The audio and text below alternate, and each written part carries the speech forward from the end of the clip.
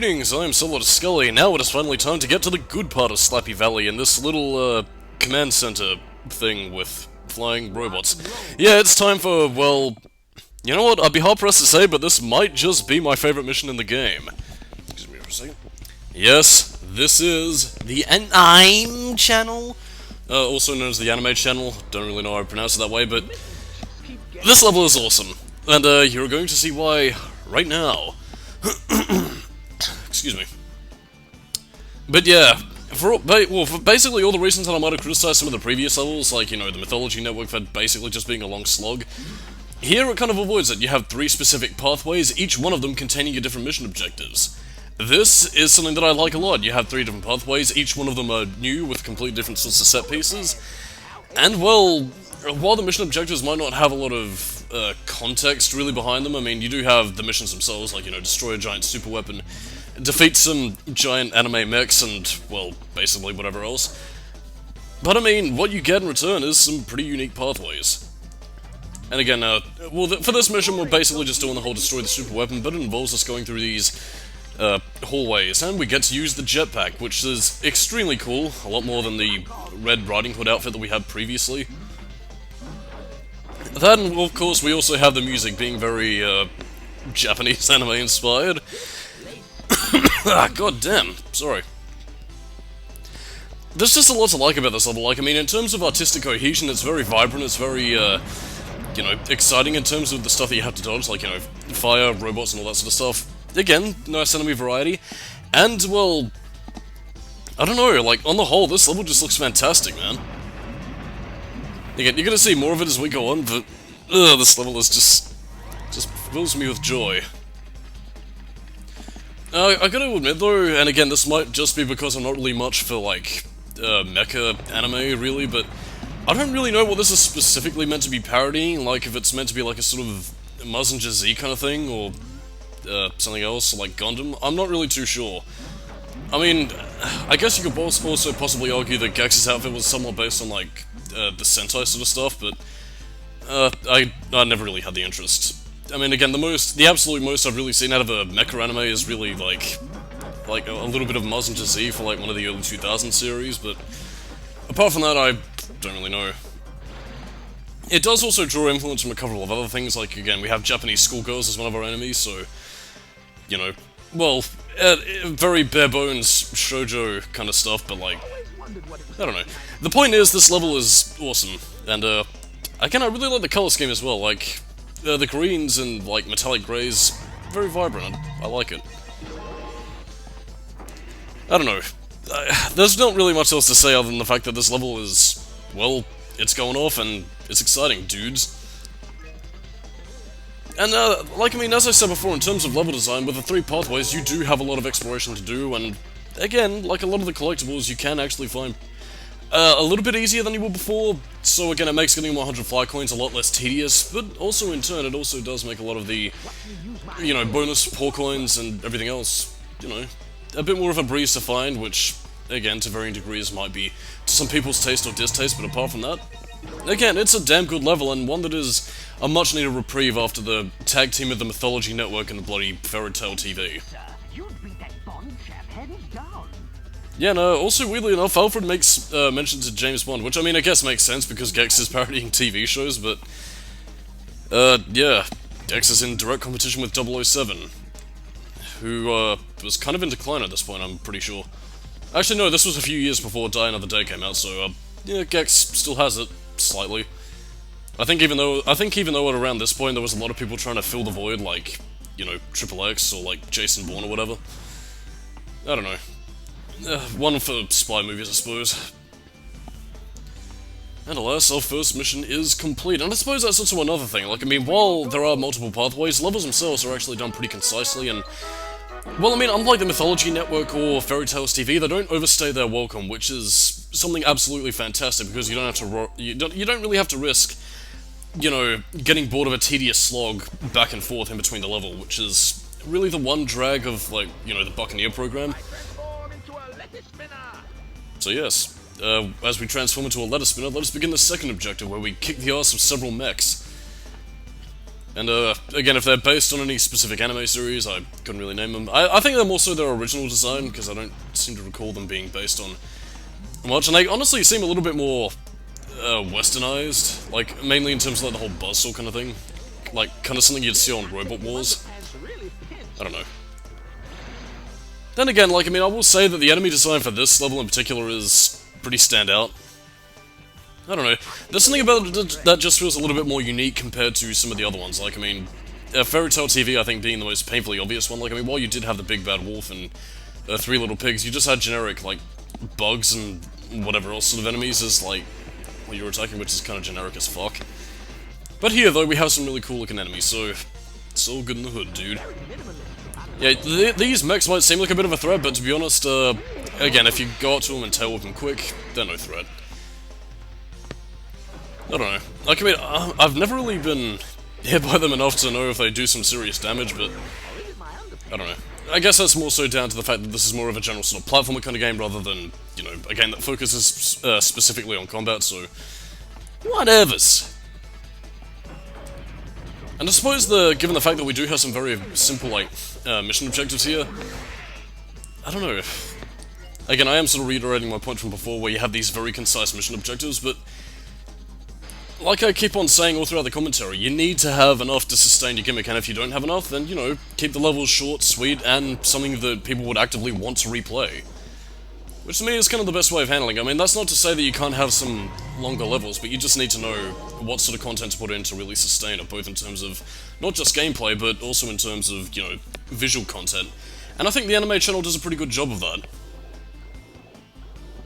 That being said, though, I suppose if there was anything I could really critique, I suppose we could have used, like, maybe a few more, like, shoutouts to some specific anime. I suppose that probably would have dated the game a little bit. I mean, there was this one, like, veiled joke about, like, Evangelion, I think, where... And again, I think I might actually point this out, but Gex actually has a quote that says, "Oh, an opportunity for some cartoon angst," but I think that's about as far as it goes, really. I don't know, I mean, like, out of all the level tropes that I really do hope return for, like, a potential Gex 4, I really do hope the anime channel makes a return, because, well, I mean, considering the wide amount of stuff that you could honestly use to parody, it honestly would be pretty cool. Well, I mean, I suppose I could honestly go for a lot of levels in the Gex series, but alas, we lament a very brief time with the anime channel. Well, we still have one mission left to go, so we can still enjoy the level while we can! One last mission left to go, and this is where we fight off the Japanese schoolgirls. It's gonna be fun on the bun. At last, a chance for some cartoon angst! There we go, the quote that I liked, apparently. But yeah, destroying power cells, destroying mechs, it's all about destruction here, and really, that's all I need to keep me satisfied. And we also have these weird Transformer-looking robots with the lightsaber. This is also going to be the one mission that is kind of hacked to bits, mainly because, you know, 100 fly coins. I don't think I mentioned it back in, like, part 2, but I mean, I guess maybe when you're having to chase around some of the smaller enemies just to get some fly coins, is probably what's going to trip people up the most, because, I mean, I think on an initial playthrough, you're not really going to suspect them of having, like, up to 1 to 3 fly coins, so, yeah. One of the more aggravating parts, and honestly, I think they honestly should have had more fly coins per level, just so that, you know, you don't really have to scour every single one of them. Kind of like they had in Gex 2, actually, when you had to, like, get 3 tiers for a silver remote. Yeah, we also have a... Speaking in, like, a very... I don't think it really is Japanese, but beyond Itai, but... whatever. I guess they're just more so going for, like, general parody-ish things, without much effort. I don't know. Like, I mean, one thing I will say is that I think it really sort of depends on the subject matter, where, like, I guess both Dana Gould and Danny Jean-Jules can really get the most material out of it. Because, I mean, I think, if I remember correctly, I think Dana Gould did, like, write a lot of the jokes of the Gex series, but I guess maybe there's also partial credit towards the localization team to just change out specific lines here and there, but I don't know. I figured one of them could have at least, I don't know, had maybe a little bit more effort to, like, at least have some jokes reflect, like, the specific parodies they're doing. I don't know. Maybe that's just me and I'm not making a lot of sense, but the point is, I don't know, be a little bit more specific, I guess. I can't get enough of this music, man. Like, I don't know, like, I mean, some of the rockin' things that Gex usually has in his, like, all throughout the series really have always been fun, but I think this one in particular really does kind of encapsulate Gex 3 for me. Like, I mean, well, I mean, obviously, since I use it at the end of the video, but, like, I don't know, that just captures, like, a fun-filled, like, 90s style vibe, man, and it has the same sort of effects that the main menu theme of Gex 2 had, and it's sick, dude. Oh, God. I just want to stay in this level forever, man. It's just that damn good.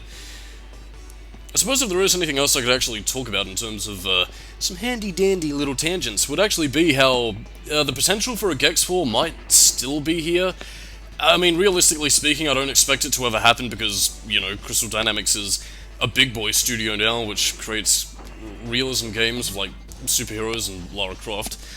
But I mean, Crystal Dynamics did recently open a satellite studio, so, again, it might be a very, very, very slim chance that it'll ever happen, but, you know, if this satellite studio is going to be used as Crystal Dynamics' B team, you know, we could potentially have a Gex 4 created by the smaller team, you know, and have it turn out to be a pretty good game. I mean, even if it is just like a smaller title akin to what Gex 2 and 3 were, you know, could be pretty cool. Give Gex a chance to return. I don't know. Again, it is a very slim hope, and I sincerely doubt that Crystal Dynamics want anything to do with Gex. Now that they have become a trademark maxi extreme cool big boy, we don't play games for babies anymore development studio, but it at least leaves us with a slight bit of hope. I don't know. I suppose if I could probably go into my thoughts and feelings about this a little bit more, and again, I did kind of touch on them about, like, what, 3 years ago with the Gex 3D and the Gecko commentary, but while I do have my fears about a new Gex game and how the writing would be handled, I would still like to see a Gex 4, or, like, again, as much as I am kind of loath to say this, since I am kind of getting a little bit tired of the whole remake everything culture rather than creating something new. But I mean, if a Gex 4 were to happen, like, or even like a HD collection, I don't know, I think it would honestly work in this day and age. Like, I mean, despite how niche it might be, the Gex series does still have a fanbase, and considering today where everybody's cultural tastes are in terms of, like, you know, snarky reference humor, like, I don't know, I still think Gex would sell in a way that a lot of people would be surprised.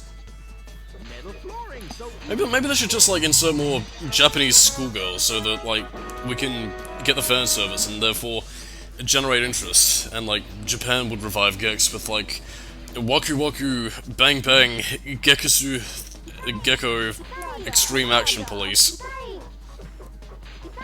Itai. I don't know. Yeah, also be careful when I get stuck behind here because, well, it is quite strange. I don't know, this mission I think is actually very combat, well, it is very combat focused, but, I mean, like I said before, it's short enough so that it sustains its gimmick and doesn't really wear out its welcome, which is fine. And thus we can continue on our merry way out of the building, destroying generators, and lamenting the fact that we will never see this lovely, lovely world again. Sadly. Still trying to figure out what this is trying to parody. I don't... Again, if it's something that anybody else can recognize, for those who are a little bit more into the hardcore anime sort of territory, well, let me know, because I kind of want to know. Anyway, that's the end of the anime channel. God, I lament this so goddamn much. Please come back, level. I need you. I need you. There's my big, strong transformer. Just call me Gex the Robot Butt Kicker. Hey, looks like I'm out of disguises. Now what? Now you get rid of Rez and save me for a change. Was that line actually meant to imply that the anime channel was meant to be the final level? I don't know, that dialogue placement just seems a little bit weird. Whatever. It was probably switched up during development, so, I mean, considering the amount of levels I've already mentioned that were cut from Gex 3, who knows really, but now we have, a secret mission, and one that I swear to God is reusing Fish Frequency's assets, considering that this little, tanker, plus the whole, like, deep-sea diving aspect was, well, part of Fish Frequency, so, oh well, reuse your assets where you can, I guess. This secret mission is actually... Well, I mean, while you do have an air meter to worry about, you don't really need to worry that much. Just fly through the hoops and it'll automatically refill your air meter, so... Again, avoiding the tedium that the bloody Empire Strikes Out mission that we had in Gex 3D Enter the Gecko was really teasing us with. I do kind of like the deep sea underwater aesthetic. I mean, as I mentioned before, I am an absolute sucker for underwater stages in video games. Especially when they don't have blaring throughout the fucking overworld. Thank you, Kingdom Hearts Chain of Memories, I really don't need to hear Under the Sea ever again. In terms of anything else specific about this level though, again, collect all the fly coins. Although, one thing that is actually pretty cool is that through a series of other little, well, tangential missions where you push a battery to activate the downed battleship again, you can actually use the gun turret to shoot down a place, which gets you the clapperboard. And again, unlocking a secret cutscene, which isn't really relevant to this specific level, but I'll play it when it is appropriate. And again, I would have to apologize for the fact that I kind of missed my opportunity to place like, 2 of the cutscenes where they were supposed to, like at Western Station and the Army Channel. That was a fuck-up on my part, and I failed. And I will now end my life concordantly. Oh well, whatever floats your poison, whatever. I suppose really to go in depth in terms of a cut level that actually in and of itself was something that I actually also discovered. I think I might have brought this up in a previous tag, but I'll reiterate just for the sake of it in case I didn't. Yeah, that wasn't actually meant to be a level based on Jaws. I'm serious, like there was actually like a little town area that was based on the docks. Like, I mean, it wasn't completely developed to the same extent that, say, like, you know, the Fairy Tale Theatre Village or like the Western Station, like, Cowboy Town was developed, but there was enough of it there to the point where you could see some recognizable elements. You know, you had the boat, you had a little, like, desert island and the whole docks area. But in turn, there was also something interesting, because right in the dead center of the level, you actually could see a little statue of Mushu Pork with, like, dual-wielding machine guns. So, that kind of makes me curious. Like, I mean, I'm interested to see if, like, Mushu Pork is maybe going to be a boss in Deep Cover Gecko but was cut for time. Or if maybe they might have swapped him out for the Brain of Oz, who was the boss fight we're going to be seeing here. I don't really know. I mean, I guess maybe they could have had Mushu Pork return in some form, but they'd probably just cut it for time. It kind of sucks, really, guys. I mean, considering the amount of times that Mushu Pork actually appears, like, not just in pictures, but also in terms of, like, you know, visual cameos, like, you know, the billboard in the back of the subway, or, like, well, even some of the cut content. I think it would have been cool. And not to mention, I think the Jaws level in and of itself honestly would have been interesting to see what they'd done with it. I mean, the only area that was really developed, or at least according to the YouTube video that I saw with the level intact, was, like, one little area, but even still, for what was there, it looks like it was coming along pretty nicely, so I guess it kind of sucks that we couldn't see more of that. But anyway, won't be getting the clapperboard here. It's honestly, save it for the cutscene when I need it. Oh well, farewell Underwater Stage. We will miss you. Anyway, 3 secret missions down, 1 more to go, and we'll be tackling that next part. But now is no longer the time to fret, as we drink lastly upon Slappy Valley, which is honestly the first time that you're really kind of seeing this level in full, because of editing and shit. And yes, this is, well, the cut boss fight from Gex 3D Enter the Gecko, and, I'm sorry, but this boss fight is fucking lame. I will destroy you. Yeah, the fact that they reuse the fucking Reslov for this fucking nerd is pathetic as all hell, but this guy has even less personality than fucking Mushu Pork. Like, I mean, it's just an I will destroy you, I'm a nerd. Again, like, I mean, it was cut out of Gex 3D Enter the Gecko. I'm guessing that it was initially going to take place, like, midway through the game, like, at the point where you fought, like, Mecha Res, which I'm guessing was what replaced the boss fight, and I can see why it was cut out for being kind of, like, dull and uninteresting, because this is all that you're doing. Yeah, so you'll be avoiding projectiles, you'll be hitting back Rez's little, things, and you'll be shooting the dude when the cannon shows up. That's about the way the cookie crumbles with this boss fight, and quite frankly, it's kind of uninteresting. It drags, and well, I mean, it's not the worst boss fight in the world, but quite frankly, you could do a lot better than this. And honestly, I think a Wizard of Oz level in and of itself would honestly be much more interesting than anything that this boss fight could have conjured up, so well, I mean, despite all this, we have to make do with the visual imagery outside the window. And that being said though, like, I mean, the Brain of Oz is just kind of lacking in personality. Like, I mean, he reused the Reslov because, he's kind of a nerdish thing, I guess. I suppose you could probably, like, consider it one of the flaws of the Gex series is that they don't really have very developed villains beyond, like, general background information and, like, you know, generally creepy designs. I don't know, I mean, I would love to see more development for characters like, say, Mushu Pork, Rez himself, or this thingamafucker. Or at the very least, like, the demon girl they had in Gex 1, they seemed to like parading her around in a rather creepy artwork. Well, that doesn't really bear thinking about, so I'm gonna go get some brain bleach and guzzle it down so I can forget these memories, and on that note, I am Solidus-Skully, keep it new metal, and I will see you next time in the Gex 3 Deep Cover Gecko commentary. Bye-bye. There's no place like home. There's no place like home. Just call me the wizard. Can I call you Toto? Call me anything as long as you call me.